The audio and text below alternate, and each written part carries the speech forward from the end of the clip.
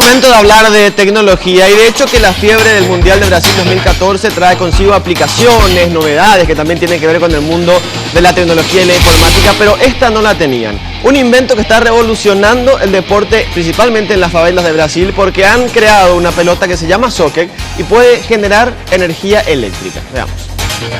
Un balón de espuma, una construcción muy ligera, muy flexible y adentro está este mecanismo naranja. Adentro de este mecanismo hay un péndulo que se mueve de un lado a otro. Ese péndulo hace que un generador rote y ese generador genera una corriente eléctrica que luego se puede guardar en una batería. La pelota Socket es una creación de los jóvenes innovadores de Uncharted Play. Esta ONG usa la diversión como una herramienta para inspirar a jóvenes alrededor del mundo a buscar a través de su propia habilidad y creación maneras de promover un cambio social. Identificamos lo que funciona y establecemos una base sobre lo que divierte a la gente. Corriendo tras la bola no es solo una cuestión de juego.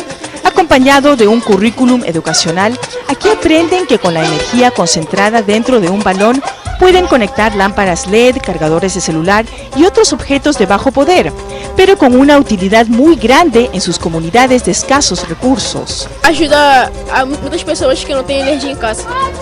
Lo que hoy es un juego de fútbol podría cambiar el futuro y convertirlo de uno incierto a uno extraordinario para estos niños de esta favela.